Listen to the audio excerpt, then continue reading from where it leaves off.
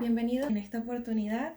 Me alegra comentarles que seguiremos con el tema de Apocalipsis, que es esencial para estos tiempos, para todo cristiano, entender qué es lo que dice Apocalipsis. Ahora, he escuchado muchas personas que dicen que no estudian este libro o que ni siquiera lo leen porque es demasiado confuso. Mas, sin embargo, el Señor ha escondido una gran bendición en este libro. Y este libro es el de Apocalipsis, así que les invito a buscar su Biblia, la vieja confiable. La mía está rota, pero estas son las más confiables que les puedo decir. Y abran en Apocalipsis capítulo 1, versículo 1. Esto va a ser como la anterior, que vamos a estudiarlos. Vamos a estudiar versículo por versículo y vamos a tratar de sacar lo que Dios quiere decirnos en esta hora. Todo lo que el Señor nos ha revelado en este libro es para bendición. Eso ténganlo por seguro. Bienvenidas Cristina, Celso y Vanessa. Saquen sus Biblias en Apocalipsis número 1. Y me gustaría comenzar esto con una oración para pedirle al Espíritu Santo que pueda tomar control de mí y que la palabra que Él quiere mandarles a todos ustedes pueda llegar clara, que su corazón esté preparado, sus oídos, su mente, y puedan recibir con gran alegría y gozo esta palabra que está pronta a cumplirse, en el nombre poderoso de Jesús. Y bueno, sin más, yo les quisiera comenzar este tema hablando sobre la bendición y sobre los conceptos en los cuales nosotros como seres humanos diferimos con Dios. Y uno de ellos es eso de ser bendecidos, porque para nuestra mente ser bendecido va a causar más placer a nuestro ser carnal que a nuestro ser espiritual. Y entonces diferimos con Dios con respecto a las bendiciones que Él nos quiere dar, que son eternas e incorruptibles. Así que con este concepto quisiera que se lo metan en la cabeza y puedan digerirlo, porque hay veces que las bendiciones de Dios a nuestros ojos van a ser injustas, pero cuando entendemos su personalidad, la personalidad de Jesús y lo que nos quiere decir en este libro, entenderemos que esa bendición va a valer la pena. Y este libro de Apocalipsis fue escrito entre el 95 después de Cristo, entre el 95 y los 100 años después de Cristo, por el apóstol Juan, que le fue dada esta visión o esta revelación en la isla de Patmos. Y vamos a tener eso en mente, porque sí, antes de ser escrito como el libro de Apocalipsis, se planteó escribirse como la revelación de Pablo.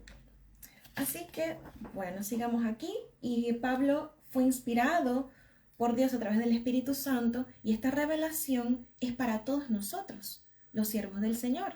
Y es por eso que es tan importante leer este libro. Y porque a través de él también vamos a poder conocer una parte muy importante de la personalidad de Jesucristo, y que es por la cual este mundo va a ser engañado. Porque en estos días, en estos últimos días, como dice la palabra de Dios, habrá gran confusión sobre la humanidad acerca de quién es Jesús. Y muchos toman a la ligera cuando hablan de Jesús o de Dios como juez, porque nos hemos acostumbrado y nos es más familiar pensar de Él como nuestro amigo, nuestro Salvador, nuestro Padre, Jesús nuestro abogado, pero muy poco pensamos en ese Dios y en ese Jesús que le va a ser entregado el trono y el dominio sobre la tierra. Y es por eso que debemos conocer a Jesús como nuestro Señor, es decir, nuestro Adonai, que eso es lo que significa Adonai, nuestro Señor, para poder entender y poder aplicar lo que Él quiere en nuestras vidas y así hacer su voluntad y crecer espiritualmente. Entonces leemos el versículo número 1 que dice así: la revelación de Jesucristo que Dios le dio para manifestar a sus siervos las cosas que deben suceder pronto. La declaró enviándola por medio de su ángel a su siervo Juan, el cual ha dado testimonio de la palabra de Dios, del testimonio de Jesucristo y de todas las cosas que ha visto. Bienaventurado el que lee y los que oyen las palabras de esta profecía y guardan las cosas en ella escritas, porque el tiempo se acerca. Y eso fue del versículo del 1 al 3. Me gustaría hacer una breve pausa, si vuelven al versículo 1, donde dice que esta revelación fue dada a sus siervos. Y esta palabra siervos, un sinónimo podría ser de esclavos. Y no hay ningún esclavo que no tenga dueño, que no tenga un amo. Nuestro amo, nuestro dueño es el Señor. Y es por eso que tenemos que tener en cuenta que además de que nosotros fuimos salvos por gracia, por ese sacrificio de Jesús, también debemos recordar nuestra posición como siervos de Él. Y toda aquella persona que se considere siervo de Dios, le va a interesar leer esta palabra y aprenderla. Para las cosas que deben de suceder pronto. Recuerden que el tiempo de Dios es distinto al tiempo de nosotros los seres humanos. Dicen que para él un día son como 1000 años como un día. Y es claro que Él se sobrepone al tiempo. Él va más allá del tiempo. Y cuando se refiere a ese término pronto, también en breve, significa que cuando ocurra esa manifestación esa manifestación divina de Jesucristo en la tierra, las personas que no estén preparadas en ese tiempo no van a tener ni la más mínima oportunidad para prepararse. Y les quiero recordar lo que aparece en la Biblia de las 10 de las vírgenes prudentes. Cuando el novio llegó a la puerta, solamente pocas estuvieron preparadas, las demás tuvieron que salir a buscar aceite porque pretendían robarle el aceite a las que estaban preparadas. Así que ese término pronto, que va a suceder pronto, va a ser un acontecimiento fugaz, va a ser algo extremadamente rápido, y por eso es que tenemos que leer el libro de Apocalipsis, porque si no lo leemos, no estamos apercibidos de los tiempos. Ese momento y ese evento, esa manifestación, nos pueden coger de desapercibidos. Y vemos que Dios también le dio esa revelación a Juan. ¿Y qué significa este nombre Juan? Según la Biblia, ese es el Dios de gracia, significa, o aquel que suplica por gracia. Bienvenidos, Tiago, Dios te bendiga. Y Suset Guaira se unió también, bienvenidos. Y ese término de Juan me parece muy hermoso, porque creo que el Señor siempre manifiesta su propósito en aquellas personas a través del nombre. Hay veces que nuestros nombres ya almacenan esa carga divina y esa voluntad que Él quiere cumplir en nuestras vidas. Así que también Dios como juez, Dios como juez, va a juzgarnos por nuestras obras. Si leen un poquito más adelante, van a ver que Pablo le va a mandar 7 cartas a las 7 iglesias que están en exilio fuera de Jerusalén. Y porque también Dios como juez justo va a juzgar las obras de sus hijos y de aquellos que no lo sirvieron.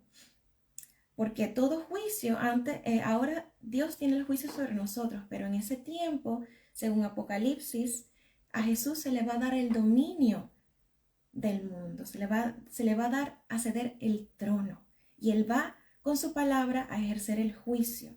Así que es esencial que estemos preparados a través de esta revelación, que también se asemeja a lo que estamos estudiando la otra vez, que era Primera de Pedro, porque ese reino va a ser establecido en esta tierra, claro está, y ese tiempo de establecimiento de su reino no va a venir sin que antes venga un juicio, porque el Señor va a tener que limpiar la tierra, como quien dice. Y ese que va a suceder pronto también aparece, si quieren revisar, en Mateo 23:39, donde dice: pues os digo que desde ahora no volveréis a verme hasta que digáis: bendito el que viene en el nombre del Señor. Y claro, el regreso de Jesucristo nadie lo sabe, según Mateo 24:36, porque solamente Dios conoce el día y la hora. Así que no es tanto cuando preguntan exactamente cuándo va a venir esa manifestación de Jesucristo, donde todos tenemos que estar preparados, porque si no, cuando comiencen a ver profecías en YouTube el Señor viene en el mes de mayo, el 24 de mayo. No, no se dejen llevar por eso, porque solamente el día y la hora el Señor lo sabe.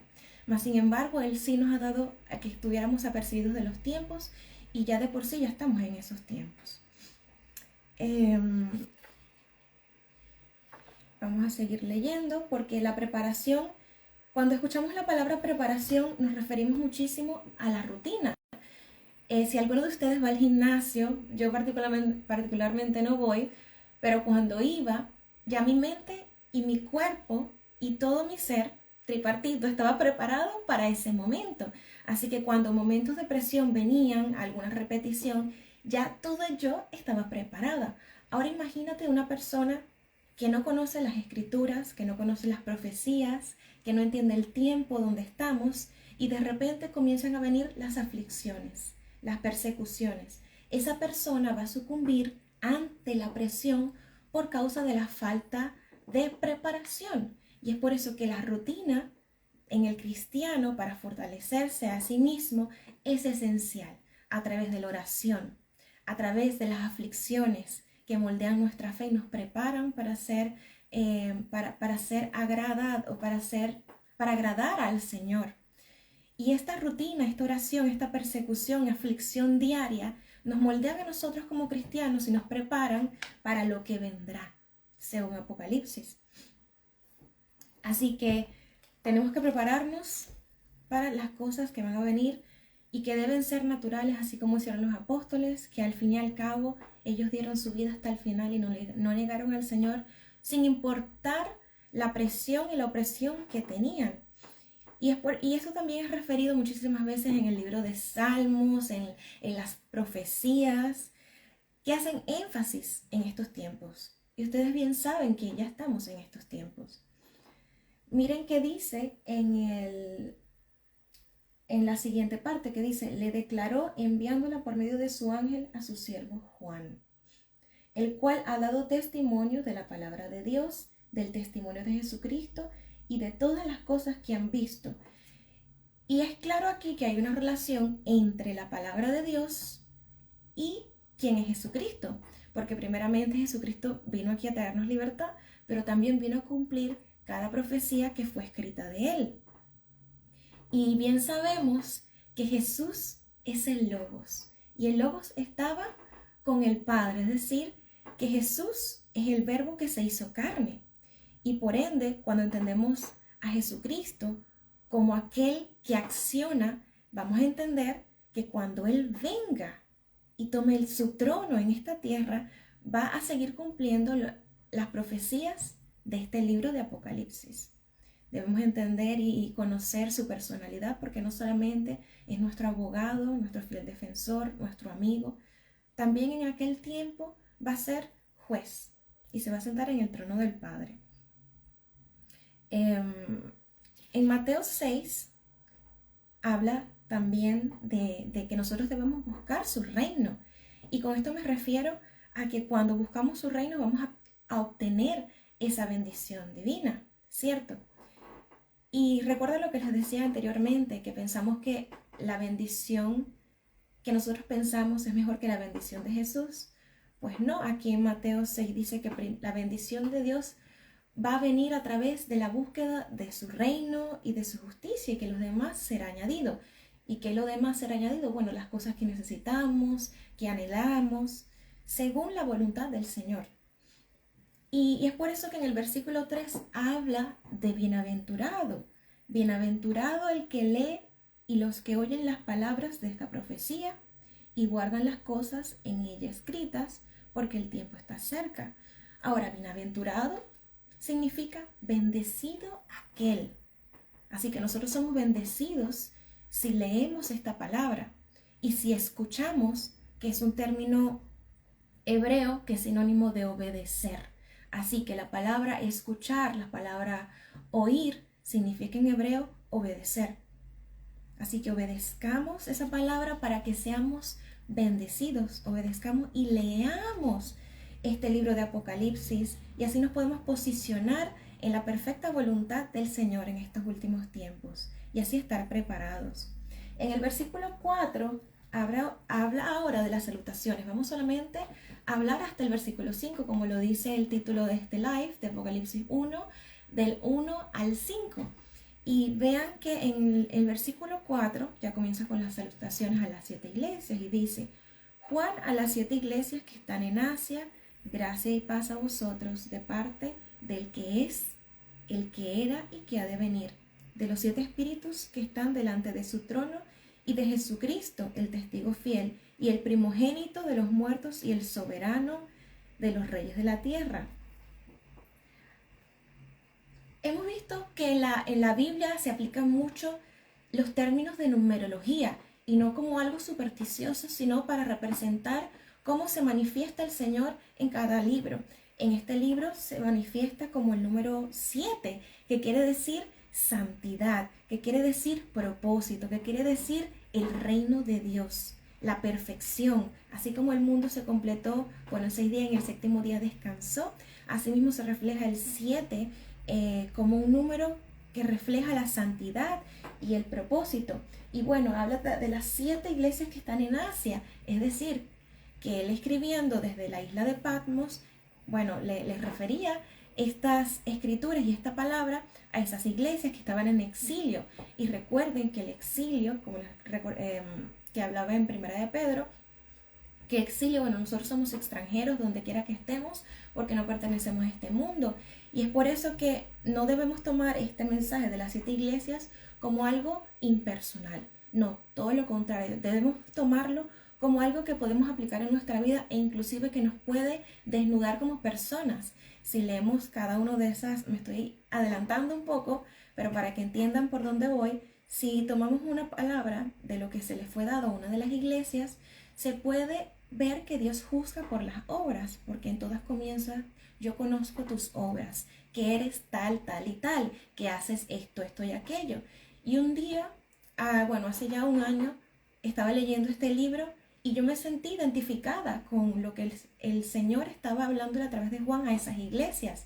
Y es por eso que nosotros recordemos que nuestro cuerpo es el templo del Espíritu Santo, y por ende nosotros somos considerados como esas personas que el Señor puede dirigirle este mensaje. Y habla ahora de gracia y paz a vosotros de parte del que es. Gracia y paz, bueno, era un saludo coloquial entre los apóstoles que se decían unos a otros. Gracia y paz, porque a través de la gracia nosotros fuimos salvos. ¿Y cómo se manifiesta esa gracia en nosotros? Bueno, a través de la paz, de que el Señor está con nosotros, ¿cierto?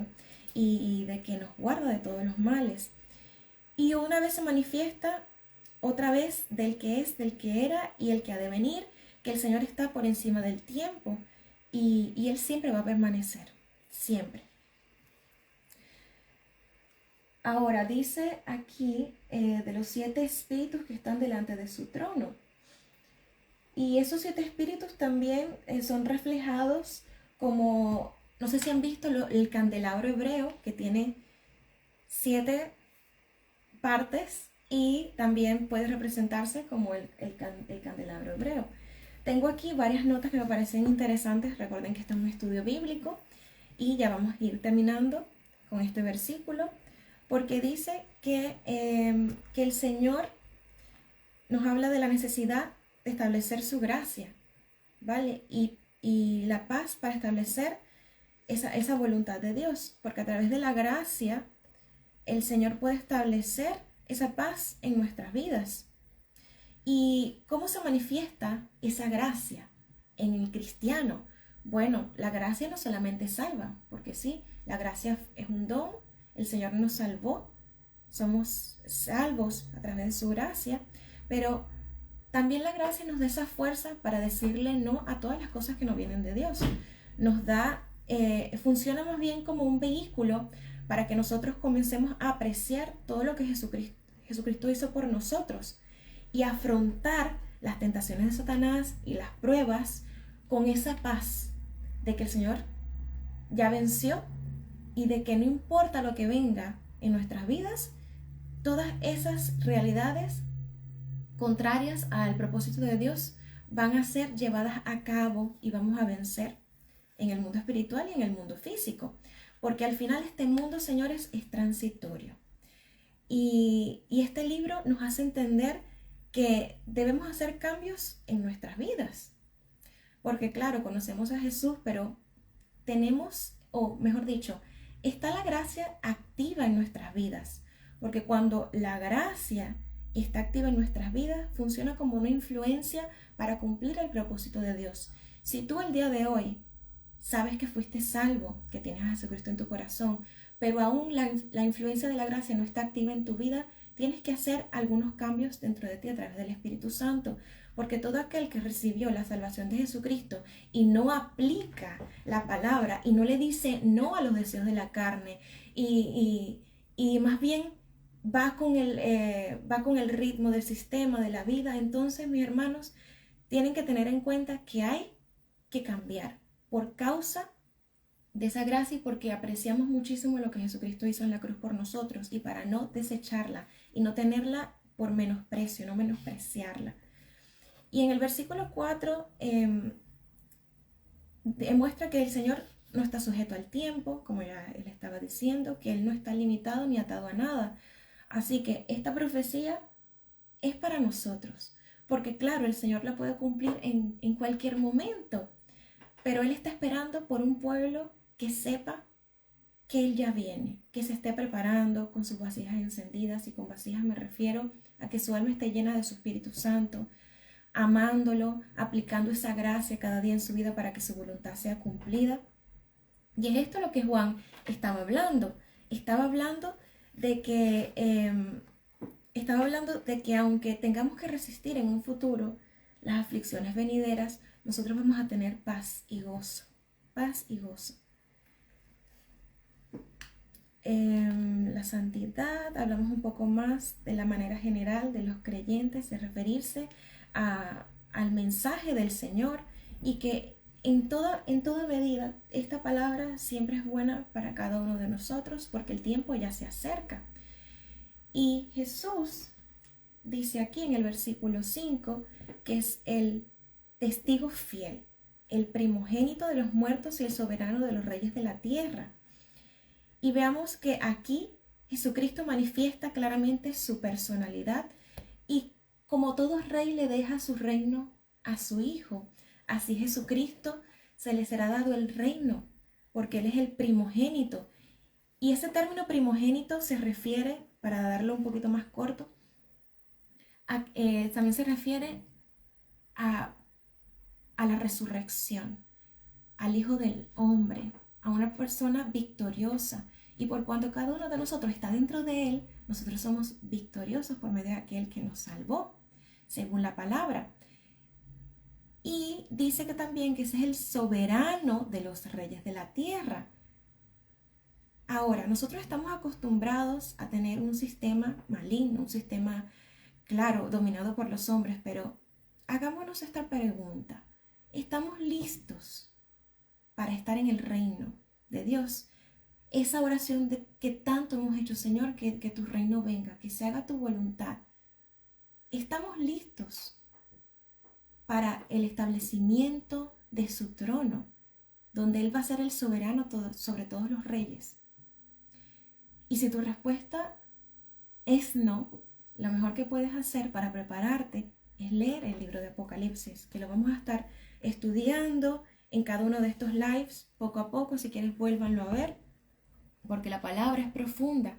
Y si no entendemos esta palabra, como lo dice en la Biblia, a través de estos términos hebreos, yo sé que es un poco difícil, términos hebreos, griegos, pero el Señor ha colocado esa palabra específica para manifestar la profundidad de lo que Él quiere manifestarnos el día de hoy a toda su iglesia alrededor del mundo. Y es que el Mesías va a seguir cumpliendo la voluntad del Señor, porque Él vino fue a cumplir, no a abolir las leyes, sino a cumplir las leyes, y va a seguir cumpliendo la profecía de este libro. Él es el Hijo de Dios y se le va a dar el trono cuando venga por su pueblo y luego de la gran tribulación. Y esto es un ejemplo para nosotros. Si quieres, lean en Filipenses 2, donde dice que la obra la llevó a cabo por medio de la ayuda de su Padre.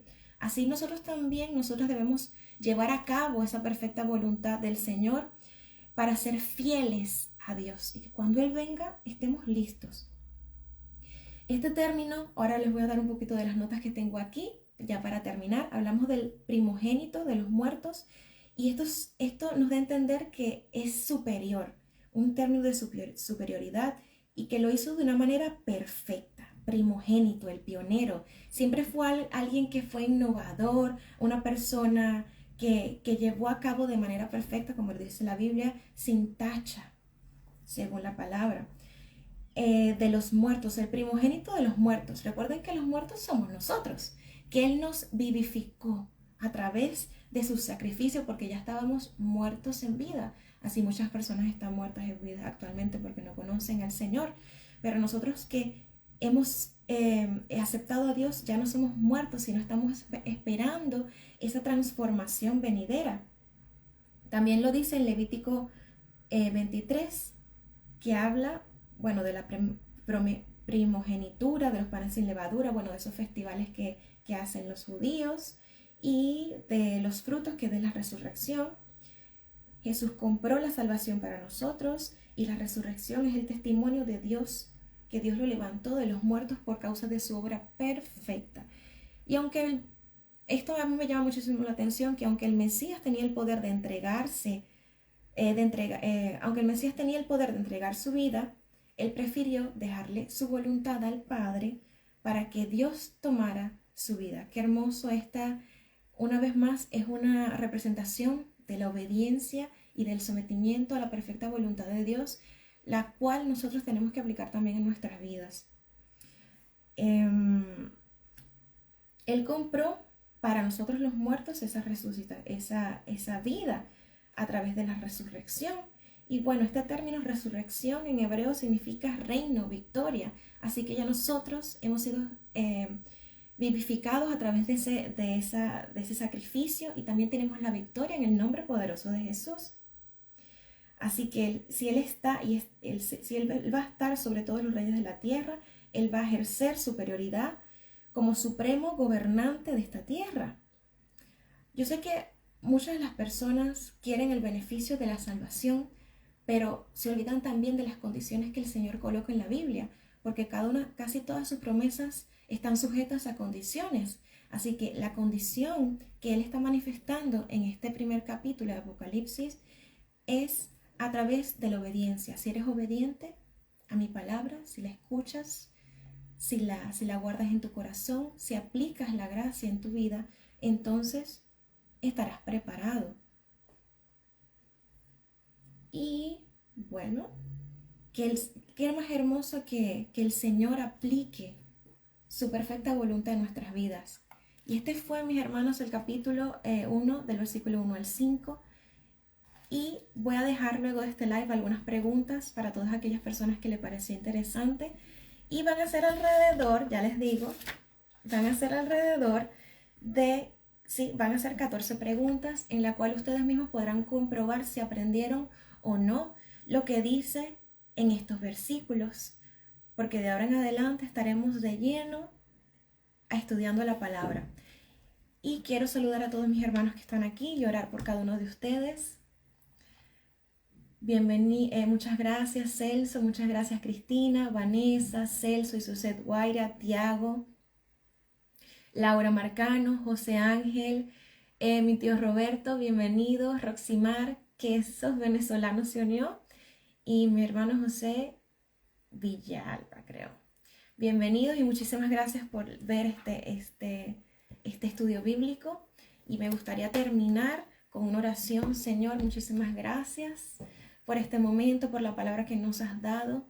Señor, que esta palabra pueda conseguir un terreno fértil en nuestro corazón y que nosotros podamos aplicarla, Señor, y guardarla y estar preparado para todas las cosas que vendrán.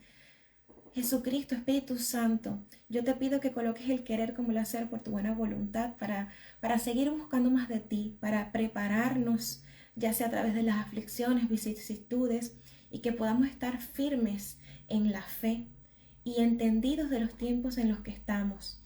Jesucristo, ayúdanos a conocerte como aquel que va a venir a juzgar, como aquel que se va a sentar en el trono del Padre y el que va a juzgar la tierra. Jesucristo, Dios, Espíritu Santo, muchísimas gracias por cada uno de mis hermanos, que ellos puedan almacenar esta palabra con gran amor y con gran gozo, que puedan digerirla y aún así estudiarla para beneficio propio. Gracias, Señor, yo te pido que los cubras con tu sangre, que se cumpla tu voluntad, y te pido que toda confusión y que todo desánimo y toda doctrina falsa con respecto al libro de Apocalipsis sea derrumbada, y que todo espíritu que se levanta contra el conocimiento de Dios sea derrumbado en sus vidas, en el nombre poderoso de Jesús, y así ellos puedan comerse la palabra, como dice Apocalipsis, que cuando tú te comes ese rollo es dulce, pero es amargo cuando está en el estómago, porque queremos, Señor, saborear este rollo, saborearlo enteramente, porque es beneficioso para cada uno de nosotros, Señor. Muchísimas gracias por la vida, gracias porque nos das el tiempo para estudiar esta palabra y para escuchar y meditar y obedecerla. Muchísimas gracias, Señor, en el nombre de Jesús. Muchísimas gracias, y ya saben, voy a estar colocando algunas preguntas en el próximo post y ustedes me puedan responder. La número 1 está, la número 2 está. Espero que todos salgan bien en el examen. La verdad que me encanta estudiar este libro, y vamos a seguir estudiando este libro.